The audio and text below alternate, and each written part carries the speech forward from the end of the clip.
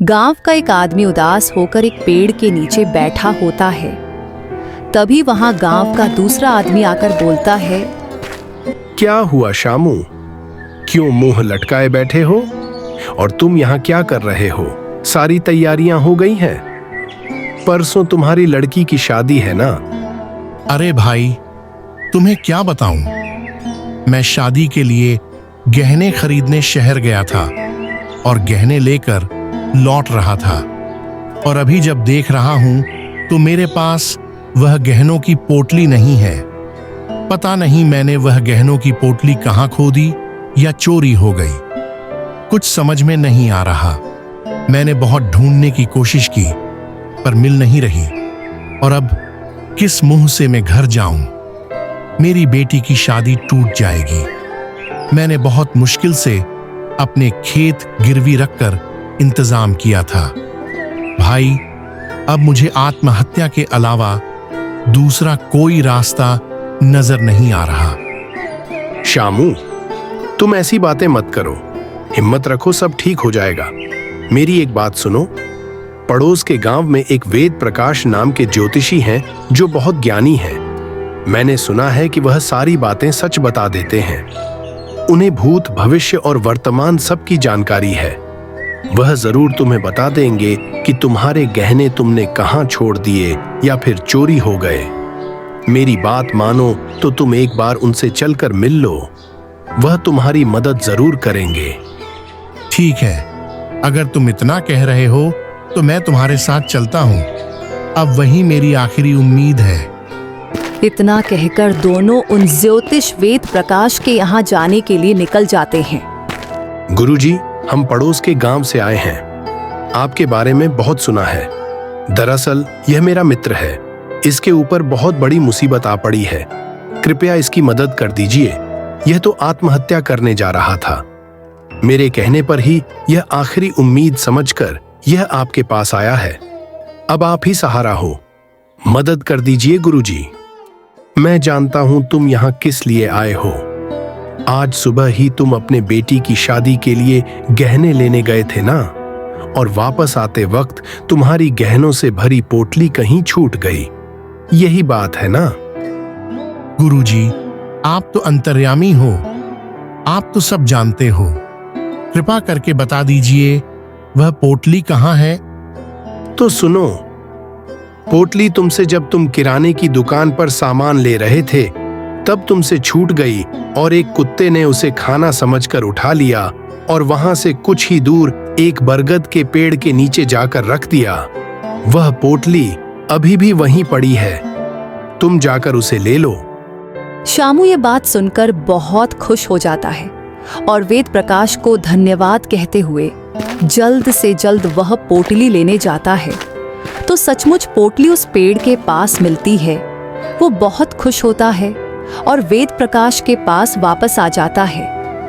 गुरुजी, मुझे तो समझ में नहीं आ रहा कि किन शब्दों में आपका धन्यवाद करूं। आज आपने मेरे लाज रख ली।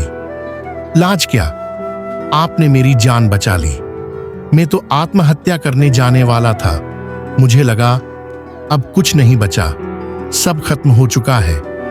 आपने मेरी जान बचाई है।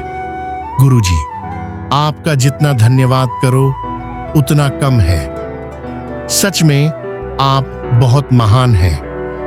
गुरुजी, भगवान आपको सुखी रखें, आपका भला करें। इसे रख लीजिए गुरुजी, यह मैं अपने खुशी से दे रहा हूं। आज मैं बहुत खुश हूं। शामू अपनी खुशी से वेद प्रकाश को कुछ पैसे देता है। ऐसे ही वेद प्रकाश अपने विद्या के बल पर लोगों की समस्या का समाधान करते और लोग अपनी खुशी से उन्हें दान देते थे। उसी पर वेद प्रकाश का घर चला था। उसके पास किसी बात की कोई कमी नहीं थी, सब कुछ अच्छा चल रहा था। कुछ दिन ऐसे ही बीत जाते हैं। शामू अपने गांव जाकर वेद प्रकाश के बारे में सबको बताता है। धीरे धीरे यह बात पूरे गांव में फैल जाती है और उस गांव के राजा के मंत्री के पास यह बात पहुंच जाती है। अगर यह विद्या मुझे मिल जाए तो मैं क्या कुछ नहीं कर सकता। मुझे भी भूत, भविष्य, वर्तमान का ज्ञान हो जाएगा। उसके बल पर मैं भी लोगों की मदद कर सकता हूं। हमारे गांव में तो कोई ऐसा नहीं जिसे इन सब बातों का ज्ञान हो।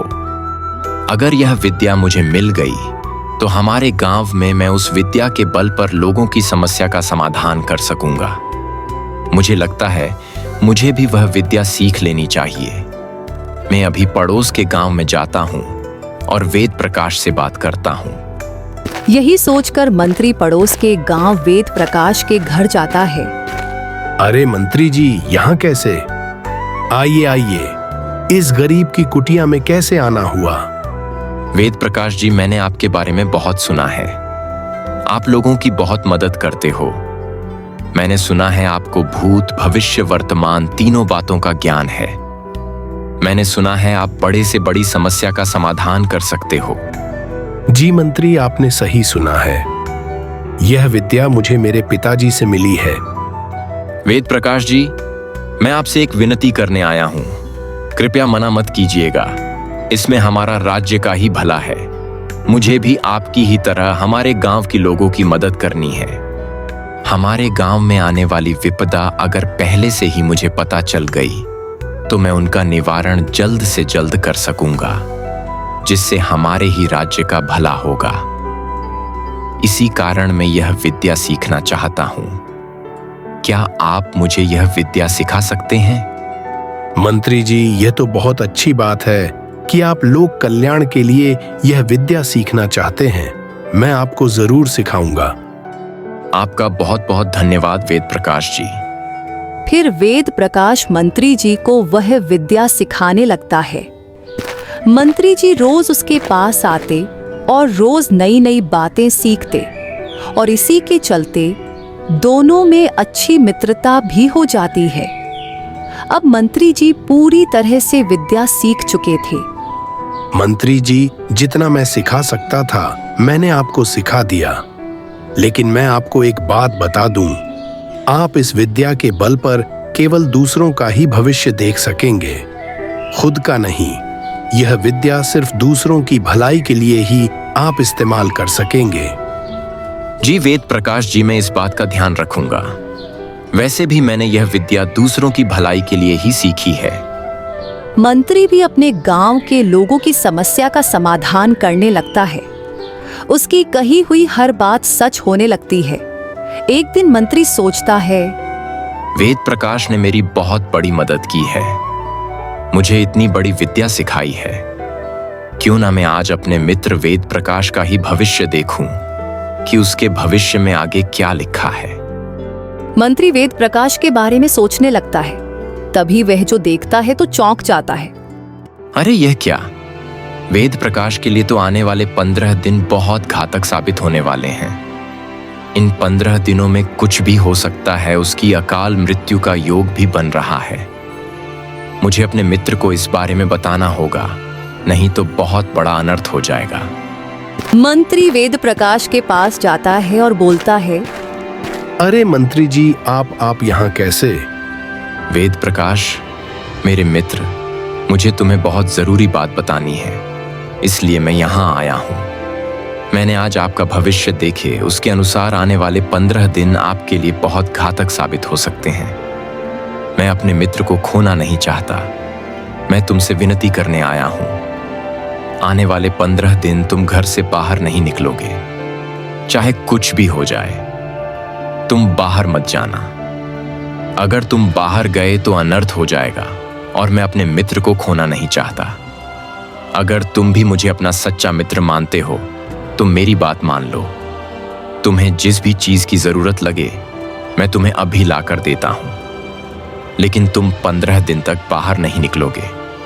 ठीक है मित्र, अगर तुम कहते हो तो मैं 15 दिन कहीं नहीं जाऊंगा। मैं घर पर ही रहूंगा। तुम निश्चिंत रहो, मुझे कुछ नहीं होगा। वेद प्रकाश मंत्री की बात मान लेता है और घर पर ही रहता है। ऐसे ही 14 दिन बीत जाते हैं और आखिरी दिन आ जाता है। चलो 15 दिन में से 14 दिन तो बीत ही गए। इसका मतलब आज आखिरी दिन है। यह दिन तो बहुत खुशी से गुजरेगा। अच्छा हुआ कि कुछ अनर्थ नहीं हुआ। 14 दिन जैसे बीते हैं वैसे ही आज का दिन भी बीत जाएगा। मुझे अपने मित्र को धन्यवाद कहना चाहिए। बहुत दिन हो गए, मैं उससे मिला नहीं हूं। मुझे उससे मिलकर आना चाहिए। वैसे भी 14 दिन में कुछ नहीं हुआ तो आज तो अंतिम दिन है। आज क्या ही हो जाएगा। मैं आज अपने मित्र से मिलकर ही रहूंगा। यही सोचकर वेद प्रकाश घर से बाहर निकल जाता है। अगर मैं गांव के रास्ते से जाता हूं तो गांव के लोग मुझसे अलग अलग तरह के सवाल पूछेंगे कि मैं इतने दिन कहां था, बाहर क्यों नहीं निकला, और मैं इसका जवाब नहीं दे पाऊंगा। इससे अच्छा है मैं जंगल के रास्ते से जाता हूं, मुझे कोई नहीं देख पाएगा और मैं महल जाकर मंत्री जी से मिल पाऊंगा। यही सोचकर वेद प्रकाश जंगल के रास्ते से आगे बढ़ जाता है। तभी वेद प्रकाश चलते चलते थक जाता है और उसे बहुत प्यास लगने लगती है। तभी वह नदी के किनारे जाता है।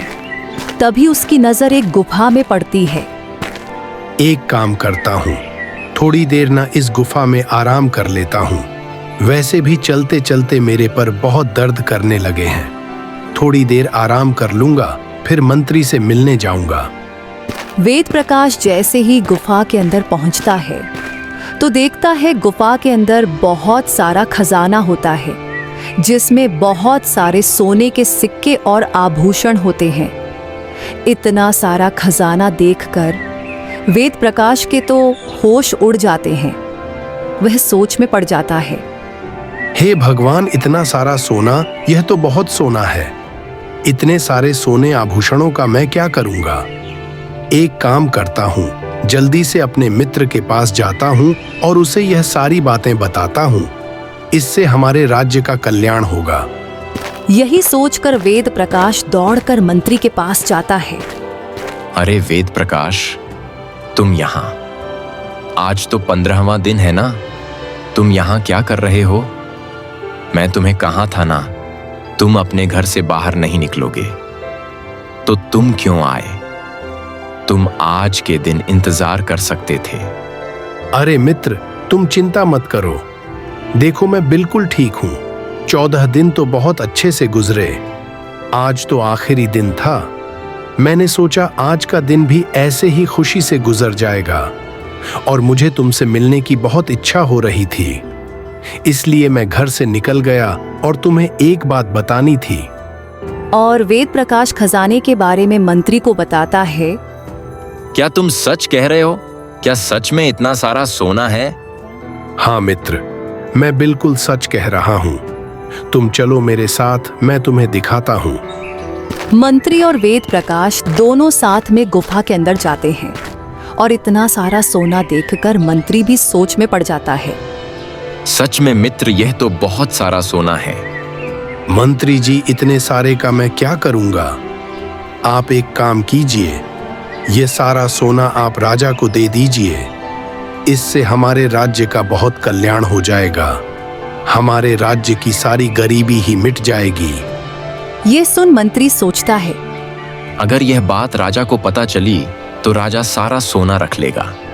इसमें से मुझे कुछ नहीं मिलेगा और यह इतना सारा सोना है कि इसमें मेरी पूरी जिंदगी आराम से कट जाएगी। यही नहीं, मेरी आने वाली पीढ़ी भी बिना कुछ काम किए आराम से रह सकती है। लेकिन इसके लिए मुझे इस वेद प्रकाश को रास्ते से हटाना होगा। अगर यह जिंदा रहा तो यह बात राजा तक पहुंचा देगा। यही सोचकर मंत्री खंजर निकलता है और वेद प्रकाश के ऊपर वार करने ही वाला होता है। अरे मित्र, ये तुम क्या कर रहे हो? तुम्हें क्या हो गया है? तुम मुझे मारना क्यों चाहते हो? तुम्हें मरना ही होगा। अगर तुम जिंदा रहे तो यह सारी बात तुम राजा को बता दोगे और मैं नहीं चाहता इस सोने के बारे में राजा को कुछ भी पता चले। यह सारा सोना मैं रखना चाहता हूं। मुझे छोड़ दो, मुझे मत मारो। मैं तुमसे वादा करता हूं, यह बात मैं किसी को नहीं बताऊंगा। तुम यह सारा सोना रख लो, लेकिन मुझे जाने दो। नहीं, बिल्कुल नहीं। मैं तुम पर भरोसा नहीं कर सकता। अगर तुम यह बात मुझे बता सकते हो तो राजा को भी बता सकते हो और मैं इतना बड़ा जोखिम नहीं उठा सकता। तुम्हें मरना ही होगा। वेद प्रकाश मंत्री को बहुत समझाने की कोशिश करता है, लेकिन मंत्री के सर पर भूत सवार होता है। वह वेद प्रकाश की एक बात भी नहीं सुनता। फिर वेद प्रकाश उसे बोलता है, ठीक है, अगर तुम मेरी जान ही लेना चाहते हो तो मेरी एक आखिरी इच्छा है, उसे पूरी कर देना। बताओ तुम्हारी क्या इच्छा है, मैं जरूर पूरी करूंगा। मेरी पत्नी गर्भवती है, उसे इस बात का पता मत चलने देना कि मैं मर चुका हूं। तुम उसे कोई भी बहाना बना देना, लेकिन उस तक यह बात मत जाने देना कि मैं जिंदा नहीं हूं, नहीं तो वह भी मर जाएगी। मैं उसे इतना बड़ा दुख नहीं दे सकता। ठीक है, मैं तुम्हारी पत्नी को पता नहीं चलने दूंगा। इतना कहकर मंत्री वेद प्रकाश को मार देता है और उसी जगह गड्ढा बनाकर उसकी लाश को गाड़ देता है और सारा सोना अपने घर लेकर जाता है। इधर वेद प्रकाश की पत्नी उसकी राह देखती है, लेकिन वह घर नहीं लौटता, तो वह मंत्री के पास जाकर पूछती है, मैंने वेद प्रकाश को किसी जरूरी काम से विदेश भेजा है, उसे आने में वक्त लगेगा। यह सुन वेद प्रकाश की पत्नी घर वापस लौट जाती है। ऐसे ही कुछ दिन बीत जाते हैं। वेद प्रकाश के घर एक लड़का पैदा होता है। वेद प्रकाश की पत्नी फिर से मंत्री के पास जाती है। मंत्री जी, कितने महीने हो गए आपने मेरे पति को किस काम से भेजा है? वह अब तक क्यों नहीं लौटे? मुझे राजा से मिलना है। मैं उनसे जाकर पूछती हूँ कि आखिर यह चल क्या रहा है। मेरे पति पिछले कई महीनों से घर नहीं लौटे। तुम्हें समझ में नहीं आता, मैंने उसे किसी काम से विदेश भेजा है और विदेश से आने के लिए बहुत समय लगता है। क्या पता तुम्हारे पति ने कोई औरत ढूंढ ली हो, शादी कर ली हो, मुझे नहीं पता। और राजा इस वक्त किसी से नहीं मिलना चाहते, और तुम्हारे पति को जब लौटना होगा तब लौट आएगा। अभी तुम बार बार यहाँ आना बंद करो और चली जाओ यहाँ से। इस बार उसे डांट फटकार कर वापस भेज दिया जाता है। उसके सवालों का कोई भी ठीक से जवाब नहीं देता, और जिस जगह पर वेद प्रकाश को गाड़ा गया था, उसी जगह पर मंत्री एक बहुत बड़ा महल बनवा देता है। वेद प्रकाश की पत्नी जैसे तैसे लोगों के घर काम करके अपने घर का गुजारा करती है। कुछ साल बीत जाते हैं। वेद प्रकाश का लड़का आदित्य अब बड़ा हो जाता है और एक दिन अपनी माँ से पूछता है, माँ, पिताजी को गए हुए कितने दिन हो गए? कब लौटेंगे? पिताजी ऐसा कौन सा काम करने गए हैं जो करने के लिए इतना वक्त लगता है? मैंने आज तक उनको नहीं देखा। मंत्री जी ने ऐसा कौन सा काम करने के लिए उन्हें भेजा है जो उन्हें इतने साल लग गए? पता नहीं बेटा, मैं हर बार मंत्री के यहाँ जाती हूँ, पूछती हूँ, पर वह मुझे कुछ नहीं बताते। बस मुझे डांट धमका कर वहाँ से लौटा देते हैं। हमारे पास इंतजार करने के अलावा और कोई रास्ता नहीं। ये सुनकर आदित्य थोड़ा निराश सा हो जाता है और अपने कमरे में चला जाता है। वहीं अचानक उसकी नजर एक पुरानी किताब पर पड़ती है और वह अपनी माँ से पूछता है, माँ, ये कैसी किताब है? इस पर धूल मिट्टी जमी हुई है। ये किताब किसकी है? बेटा, यह किताब तुम्हारे पिताजी की है। यह किताब तुम्हारे पिताजी को तुम्हारे दादा ने दी थी। इसी को पढ़कर तुम्हारे पिताजी ने वह विद्या सीखी थी जिसकी वजह से तुम्हारे पिताजी भूत, भविष्य, वर्तमान सभी के बारे में देख सकते थे। इसी किताब में वह विद्या है। जो कोई इस किताब को पढ़ लेता है और वह विद्या सीख लेता है, वह किसी का भी भूत और भविष्य देख सकता है। आदित्य आश्चर्य में पड़ जाता है और वह किताब पढ़ने लग जाता है। पढ़ते पढ़ते कुछ ही दिनों में वह उस विद्या को हासिल कर लेता है, और जैसे ही उसे वह विद्या संपूर्ण होती है, वह सबसे पहले अपने पिताजी के भूतकाल का चित्र देखता है तो उसे रोना आ जाता है। और उसे रोता देख उसकी माँ उससे पूछती है, आदित्य, क्या हुआ? तुम रो क्यों रहे हो? माँ, पिताजी नहीं रहे। बेटा, ये तुम क्या कह रहे हो? सच कह रहा हूँ माँ। पिताजी अब इस दुनिया में नहीं रहे। उनका इंतजार करके अब कोई फायदा नहीं। यह सुनकर आदित्य की माँ जोर जोर से रोने लगती है। कुछ दिन ऐसे ही बीत जाते हैं और एक दिन आदित्य की माँ बोलती है, बेटा, घर में अनाज खत्म हो गया है। घर में पैसे भी नहीं कि हम अनाज ला सके। फिक्र मत करो माँ, मैं अभी जाकर बनिया की दुकान से थोड़ा अनाज लेकर आता हूँ। पर बेटा, बनिया को देने के लिए हमारे पास पैसे नहीं है और वह बिना पैसे के अनाज नहीं देने वाला। तुम तो जानते हैं ना कितना दुष्ट आदमी है, वह लोगों को लूटता रहता है। तुम फिक्र मत करो माँ, वही बनिया आज के बाद हमें हर महीने मुफ्त में अनाज देकर जाएगा। तुम बस थोड़ा इंतजार करो, मैं अभी उसके पास जाकर आता हूँ। आदित्य बनिए की दुकान के सामने जाकर खड़ा हो जाता है और बोलता है, अरे ओ हरीशचंद, सुनो, 1 महीने का राशन मेरे घर पहुंचा दो। अरे आदित्य बेटा, ठीक है, पैसे दो, अभी पहुंचा देता हूँ। लेकिन मेरे पास तुम्हें देने के लिए पैसे नहीं हैं। पैसे नहीं है तो यहाँ क्यों आए हो? मैंने कोई मुफ्त की दुकान खोल रखी है जो मुफ्त में अनाज बांटता फिरूं। निकलो यहाँ से। किसी और को मुफ्त में बांटे या ना बांटे, मुझे तो तू मुफ्त में ही बांटेगा। तुम्हारा दिमाग खराब हो गया क्या? तुम ये कैसी बातें कर रहे हो?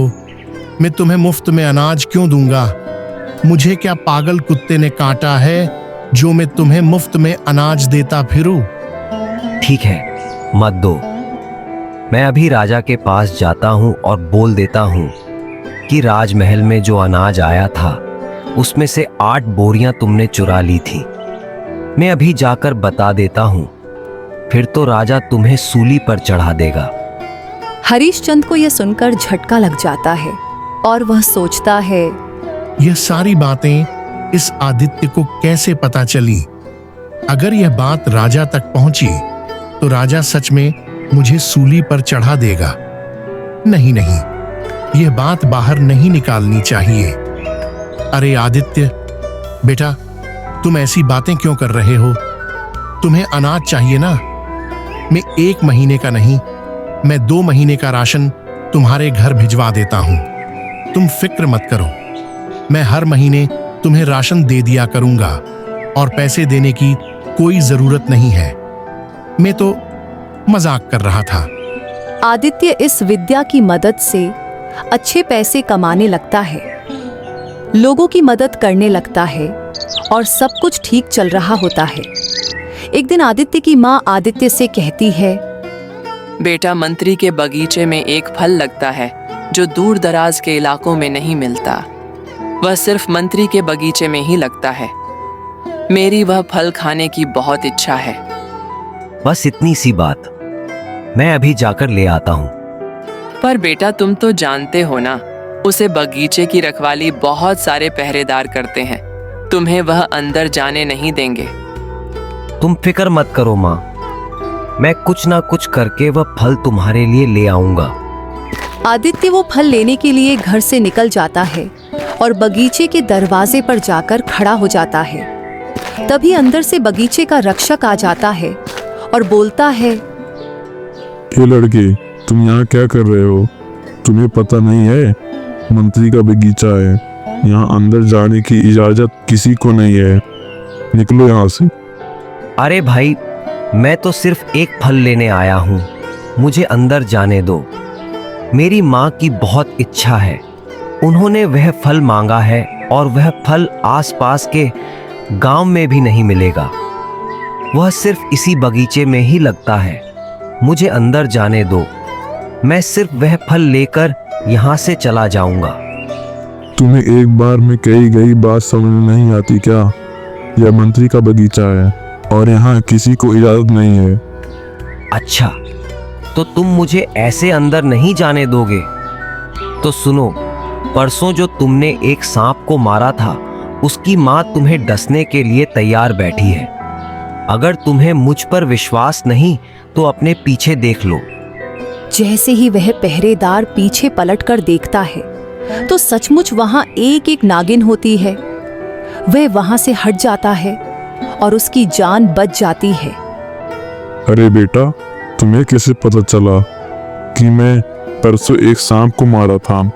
क्योंकि जब मैंने मारा था तब रात के 3 बज रहे थे और आसपास कोई नहीं था। तुम्हें यह बात कैसे पता चली? वह सब तुम छोड़ो कि मुझे कैसे पता चला। अगर मैं यहाँ ना होता तो अभी तुम्हारी जान चली गई होती। एहसान मानो कि तुम बच गए। मुझे माफ कर दो, मैं तुम्हें फल लेने के लिए रोका। तुम यहीं रुको, मैं ही तुम्हें वह फल ला कर देता। आदित्य वहीं रुक जाता है और वे पहरेदार दौड़ते हुए जाता है। वह पहरेदार मंत्री को सारी बातें बताता है और बोलता है, मंत्री जी, क्या वह फल मैं उसे दे दूं? ठीक है, तुम फल लेकर आओ, मैं खुद उस लड़के से मिलकर आता हूँ। और मंत्री आदित्य के पास जाता है। मंत्री को आते देख आदित्य के तन बदन में आग लग जाती है, लेकिन वह अपने गुस्से को छुपा लेता है। अरे बेटा, तुम कौन हो और किसके लड़के हो? मंत्री जी, मेरे पिताजी का नाम वेद प्रकाश है। वेद प्रकाश का नाम सुन मंत्री घबरा जाता है और अपने घबराहट को छुपाते हुए कहता है, अरे बेटा, तुम वेद प्रकाश के लड़के हो। वह तो मेरे बहुत अच्छे मित्र हैं और राजा ने ही उन्हें कुछ जरूरी काम से विदेश भेजा था। पता नहीं अब तक क्यों नहीं लौटा। मंत्री जी, मेरे पिताजी कोर्ट विदेश नहीं गए। दरअसल उनकी हत्या हो चुकी है। किसी ने बड़ी बेरहमी से उनका कत्ल कर दिया है। मंत्री यह सब बात सुनकर थोड़ा आश्चर्य में पड़ जाता है और डर भी जाता है और मन ही मन सोचता है, इसे कैसे पता चला? यह सारी बातें सिर्फ मैं जानता था। यह वेद प्रकाश का बेटा है। इसका मतलब इसे भी कहीं ना कहीं थोड़ी बहुत विद्या आती होगी, जिसके बलबूते पर इसने अपने पिता की मृत्यु का पता लगा लिया। लेकिन मुझे नहीं लगता कि यह अब तक मेरे बारे में कुछ जानता है। अगर जानता होता तो अब तक राजा के पास चला गया होता और मेरी सारी पोल खोल दी होती। अरे बेटा, ये तुम क्या कह रहे हो? ये सब तो मुझे पता नहीं था। वह बहुत अच्छा मित्र था मेरा, और तुम्हारे पिता बहुत अच्छे आदमी थे। पता नहीं किसने उनका बेरहमी से कत्ल कर दिया। क्या तुम्हें पता है वह कौन है? किसने तुम्हारे पिताजी का कत्ल किया? मंत्री जी, बहुत जल्द सबको पता चल जाएगा कि वह इंसान कौन है जिसने मेरे पिता का खून किया, और वह ज्यादा दिन तक बच नहीं पाएगा और उसे अपने किए की सजा जरूर मिलेगी। जिस तरह से उसने मेरे पिता को तड़प कर मारा है, वह भी तड़प कर ही मरेगा। ये सब सुनकर मंत्री बहुत डर जाता है और वहां से चला जाता है और थोड़ी दूर जाकर अपने एक एक भरोसेमंद आदमी दिनेश को बोलता है, अरे सुनो दिनेश, वहां जो एक लड़का खड़ा है उसे कारागार में डाल दो और वह वहां से कभी बाहर नहीं निकलना चाहिए। मैं तुम्हें इसके लिए बहुत अच्छी कीमत दूंगा और तुम्हारी मनचाही मुराद भी मैं पूरी करूंगा। वह लड़का वहीं मर जाना चाहिए और किसी को इस बात की कानों कान खबर तक नहीं होनी चाहिए, और वह कुछ दिनों तक कारागृह में बंद रहेगा तो अपने आप भूख से मर जाएगा। याद रहे, यह बात किसी को पता नहीं चलनी चाहिए। दिनेश यह बात सुनकर बहुत खुश हो जाता है और जाकर आदित्य को पकड़ लेता है। ए लड़के, चलो मेरे साथ। पर तुम मुझे कहाँ ले जा रहे हो? मैं तो सिर्फ यहाँ फल लेने आया था। मंत्री का आदेश है, तुम्हें बंदी बनाना है। रुको रुको, तुम मुझे बंदी बनाकर तुम्हें क्या मिलेगा? मैं जानता हूं कि मंत्री ने तुमसे कहा है कि तुम्हारी मन मुराद पूरी करेगा, लेकिन मैं मंत्री को अच्छी तरह से जानता हूं। जैसे ही तुम मुझे बंदी बना लोगे, वह तुम्हें भी मार देगा, क्योंकि तुम यह बात किसी और को ना बता दो, इसलिए वह तुम्हें भी मार देगा। और वैसे भी तुम तो उसकी लड़की से शादी करना चाहते हो और यही तुम्हारी मुराद है, और वह बात कभी संभव नहीं हो पाएगी। अगर तुमने मुझे बंदी बनाया तो वह तुम्हें भी मार देगा। दिनेश यह सब सुनकर चौंक जाता है और बोलता है, तुम्हें यह सब बातें कैसे पता चली? मुझे सब पता है कि तुम मंत्री की बेटी से प्यार करते हो और वह भी तुम्हें चाहती है। तुम दोनों शादी करना चाहते हो और यह मंत्री के जिंदा रहते यह संभव नहीं है। पर तुम चिंता मत करो, यह मंत्री कुछ दिनों का मेहमान है, क्योंकि राजा इसे खुद फांसी की सजा सुनाने वाला है। मैं तुमसे वादा करता हूं, अगर तुम मेरी बात मानोगे तो मैं तुम्हारी शादी मंत्री की बेटी से करवाऊंगा। जैसा मैं कहता हूं वैसा करो। अभी तुम मुझे छोड़ दो और मंत्री जी से जाकर कह दो कि तुमने मुझे बंदी बना लिया है और कारागृह में डाल दिया है और मेरी मृत्यु भी हो चुकी है। और जब तक मंत्री तुम्हें 3 तमाचे ना मारे तब तक तुम सच मत बोलना। जिस दिन मंत्री तुम्हें 3 तमाचे मार देगा उस दिन उसे सब सच बता देना कि मैं जिंदा हूं। दिनेश आदित्य की यह बात मान लेता है और मंत्री से जाकर जैसा आदित्य ने कहा था वैसा बोल देता है। यह सुनकर मंत्री निश्चित हो जाता है। ऐसे ही कुछ दिन बीत जाते हैं। एक दिन रानी राजा के पास आकर बोलती है, महाराज, मेरा हीरो का हार कहीं मिल नहीं रहा। मैंने महल में ढूंढ लिया पर वह मुझे कहीं नहीं मिल रहा और वह मेरे पसंदीदा हार है। मुझे किसी भी हालत में चाहिए। आप उस हार का पता लगाइए। ठीक है रानी इंदुमती, तुम फिक्र मत करो। हमारा मंत्री है ना, उसे सब कुछ पता होता है। वह भविष्य भूत सब देख सकता है। मैं अभी किसी को भेजकर मंत्री को बुलाता हूं और उससे पूछता हूं। अरे मंत्री जी, रानी का बहुत कीमती हीरो का हार खो गया है और वह कहीं मिल नहीं रहा। तुम तो भूत भविष्य और वर्तमान का ज्ञान रखते हो, तो अपनी विद्या का इस्तेमाल करके जल्द से जल्द वह रानी का खोया हुआ हार ढूंढ दो। और याद रहे, कल तक वह हार मिल जाना चाहिए। अगर नहीं मिला तो तुम्हें सूली पर चढ़ा दिया जाएगा। यह सुनकर मंत्री के होश उड़ जाते हैं और वह जल्द से जल्द अपनी विद्या का प्रयोग करके हार ढूंढने लगता है। पर उसकी विद्या इस बार कुछ काम नहीं आई और वह हार गया तो गया कहाँ। वह सोच में पड़ जाता है। हे भगवान, यह कैसी मुश्किल में डाल दिया तुमने। अगर मैं यह नहीं पता कर पाया कि रानी का हार गया तो गया कहाँ, तो राजा मुझे सूली पर चढ़ा देगा और मेरे अलावा एक ही था जो यह कर सकता था, लेकिन मैंने उसे मरवा दिया। उसके बाद अगर कोई कर सकता है तो उसका बेटा आदित्य, लेकिन मैंने तो उसे भी कारागृह में डाल दिया।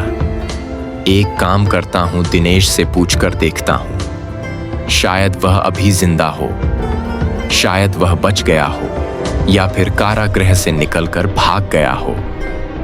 तभी मंत्री दिनेश को बुलवाता है और बोलता है, दिनेश, सच सच बताओ, आदित्य कहाँ है? वह जिंदा है या मर गया?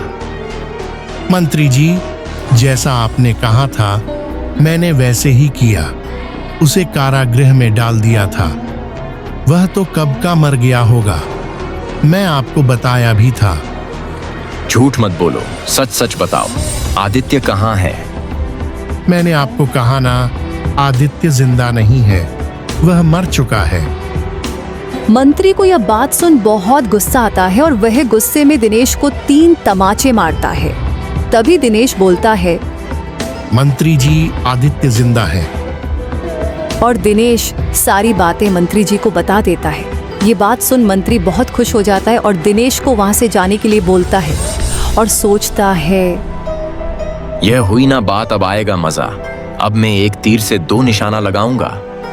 मंत्री राजा के पास जाकर बोलता है, महाराज, मैंने अपने विद्या के बल पर पता लगा लिया है कि रानी का हार कहाँ है। बताइए मंत्री, हार कहाँ है? महाराज, रानी का हार हमारे पड़ोसी गांव में आदित्य नाम का एक लड़का है, उसने चुराया है। किसने लिया है? उस आदित्य की इतनी हिम्मत जो हमारे महल में आकर रानी का हार चुराता है। वह जहां भी है अभी के अभी उसे पकड़कर महल में लेकर आओ। इस बात की सजा तो उसे मिलकर ही रहेगी। उसकी हिम्मत कैसी हुई रानी का हार चुराने की? उसे तो हम मृत्यु दंड ही देंगे। ये सुन मंत्री बहुत खुश हो जाता है और सोचता है, अब आएगा मजा। अब आदित्य को रानी के हार का पता भी राजा को बताना होगा। और तो और राजा आदित्य को चोरी के इल्जाम में मृत्यु दंड भी देंगे। मुझे तो कुछ करना ही नहीं पड़ेगा।